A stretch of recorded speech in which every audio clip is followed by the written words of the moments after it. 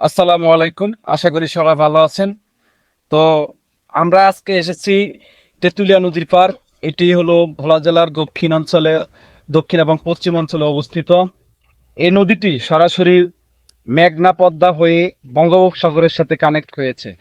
তো এখানে কেন এসেছি সেটা আপনাদেরকে বলতেছি আস্তে আস্তে এই ভিডিওর মাধ্যমে দেখাচ্ছি। এই যে তেঁতুলিয়া নদীটি দেখতেছেন, এই তেঁতুলিয়া নদীর পার, এগুলো আস্তে আস্তে ভেঙে আস্তে আস্তে ভেঙে যাচ্ছে। দিন দিন নদীটা ভেঙে আমাদের যে একটা বাজার আছে, বাজারের দিকে ধাবিত হচ্ছে। তো আমি যদি আপনাদেরকে দেখানোর চেষ্টা করি, ওই দিকে একটা নৌকা দেখা দেখা যাচ্ছে। আগে আমাদের জমিগুলো ছিল সেই নৌকা পর্যন্ত, এখন বর্তমানে আমাদের জমি কোথায় চলে এসো। তো আমাদের নদীর পার আগে যেতে আমাদের সময় লাগতো প্রায়, আমাদের বাজার থেকে প্রায় আধা ঘন্টা কিংবা 45 মিনিট হেঁটেই সময় লাগতো। এখন বর্তমানে আমাদের 2 থেকে 3 মিনিট সময় লাগে নদীর পার আসতে। তো বুঝতেই পারছেন কতটুকু ভেঙে গেছে। তো আসলে এই এলাকাতে অসংখ্য বসত ভিটা ছিল, যারা এখন ঢাকা, চট্টগ্রাম সহ বাংলাদেশের বিভিন্ন স্থানে ছড়িয়ে ছিটিয়ে গেছে। কেন? এই নদী ভাঙার কারণে তারা তাদের বসত ভিটা সব হারিয়ে, সম্বল হারিয়ে আজকে তারা পথহারা। তো এই নদী ভাঙার একমাত্র কারণ হলো বর্ষাকালে বেশিরভাগ নদী ভাঙে, কারণ পদ্মা, মেঘনা সহ বিভিন্ন নদীতে পানি বেশি হওয়ার কারণে ওই সমুদ্রে যাবে। স্থানীয় সরকার কিংবা বাংলাদেশি ইচ্ছারের দিক নিতেন তাহলে ওই নদী ভাঙার সেটা কম। কিভাবে কমতো?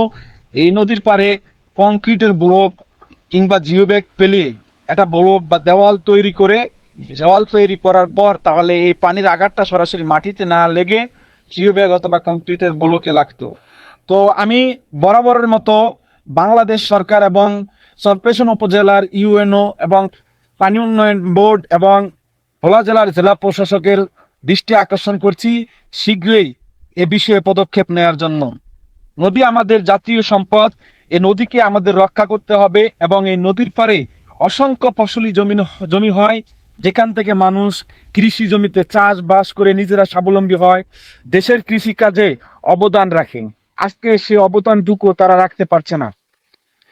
তো আমি বরাবরের মতো জেলা প্রশাসকের কাছে দৃষ্টি আকর্ষণ করছি, যত দ্রুত সম্ভব এই তেঁতুলিয়া নদী ভাঙন রোধে দ্রুত পরিকল্পনা গ্রহণ করুন এবং সেটি দ্রুত বাস্তবায়ন করুন।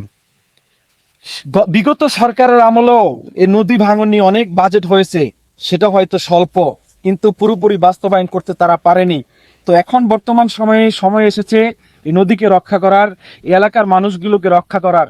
একটা টেকসই বাঁধ নির্মাণ করে দ্রুত এই নদী ভাঙন রক্ষা করতে হবে। না হলে যারা তো চলে গেছে, যাদের বসত ভিটা গেছে গেছে, এখন যারা আছে তাদেরগুলো চলে যাবে। দ্রুত পদক্ষেপ গ্রহণ করুন এবং স্থানীয় যেসব নেতা নেতৃবৃন্দ আছেন বিভিন্ন রাজনৈতিক দলের, আমি আপনাদেরও দৃষ্টি আকর্ষণ করছি, আপনারা যেভাবে পারেন দ্রুত সময়ের ভিতরে পদক্ষেপ গ্রহণ করুন। না হলে আপনাদের জনগণ দ্রুত হারাবে দেশের সম্পদ, নদীর গর্ভে বিলীন হয়ে যাবে তাদের বসত ভিটা। এখন যারা আছে তাদেরকে নিয়ে আমাদেরকে বাঁচতে হবে। একটা সমাজ যদি ভেঙে যায় তাহলে একটা ইউনিয়ন থেকে একটা পার্ট ভেঙে যাবে। দ্রুত সময়ের ভিতরে পদক্ষেপ গ্রহণ করে এই নদী ভাঙন রক্ষা করুন।